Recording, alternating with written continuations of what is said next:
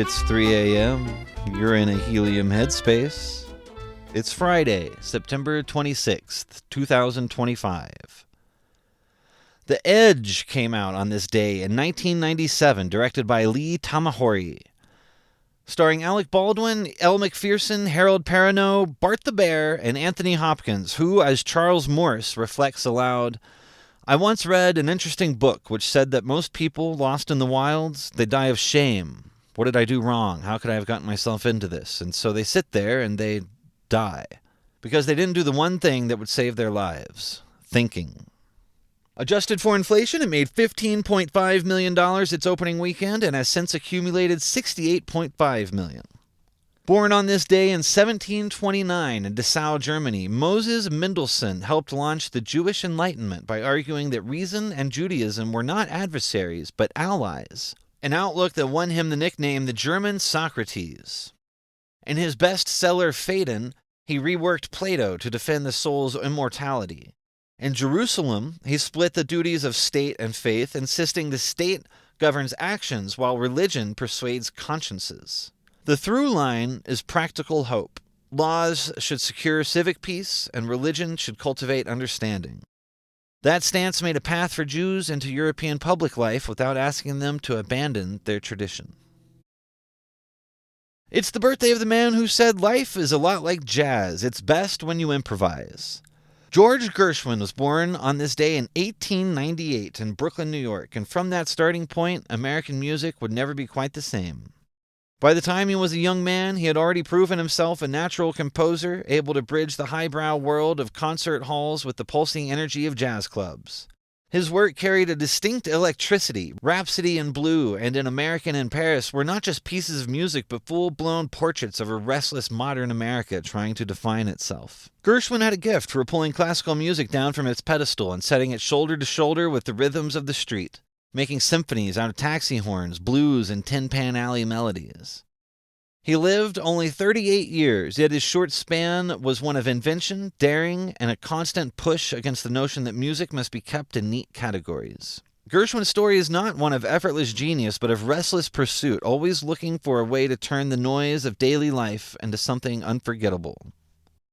Thomas Stearns Eliot was born on this day in 1888 in St. Louis, Missouri, and though he began his life as an American, he became one of the defining voices of modern English literature. His poetry, dense, fragmented, and elusive, mirrored the fractured spirit of the 20th century, with The Wasteland standing as a monument to disillusion after the First World War. Later works such as Four Quartets revealed a more reflective Eliot, wrestling with time, faith, and the search for meaning beyond the ruins of modernity. He was also a playwright, penning works like Murder in the Cathedral, which combined poetic language with meditations on history and morality.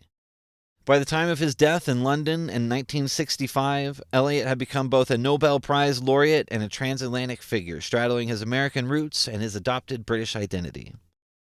He remains a poet whose words demand patience, rewarding those who listen closely with layers of history, religion, and personal struggle woven into the verse. T.S. Eliot, who said to do the useful thing, to say the courageous thing, to contemplate the beautiful thing, that is enough for one man's life.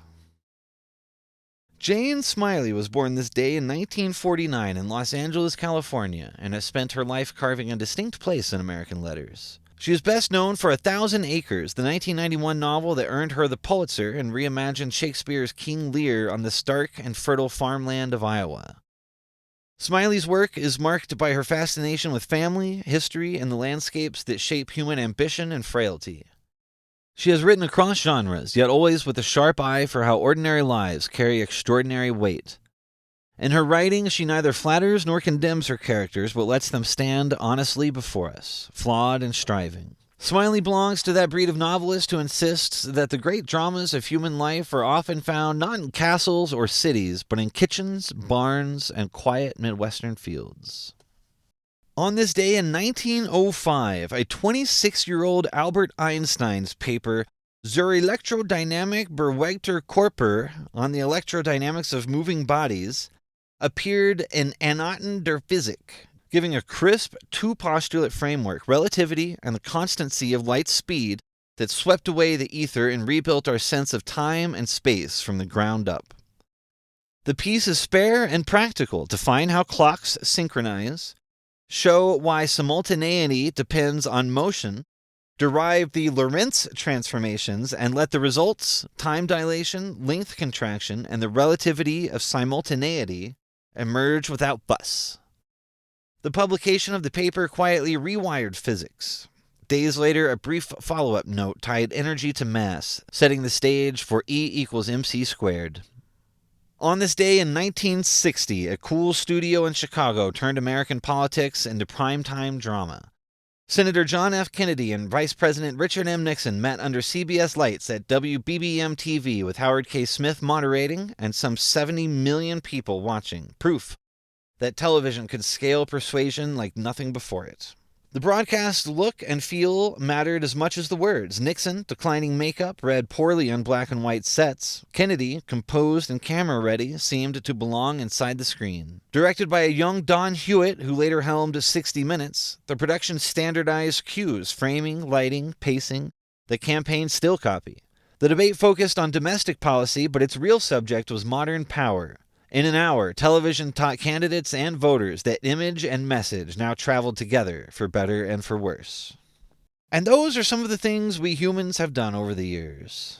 Do the useful thing, say the courageous thing, contemplate the beautiful thing. That is enough. Please follow, like, and subscribe.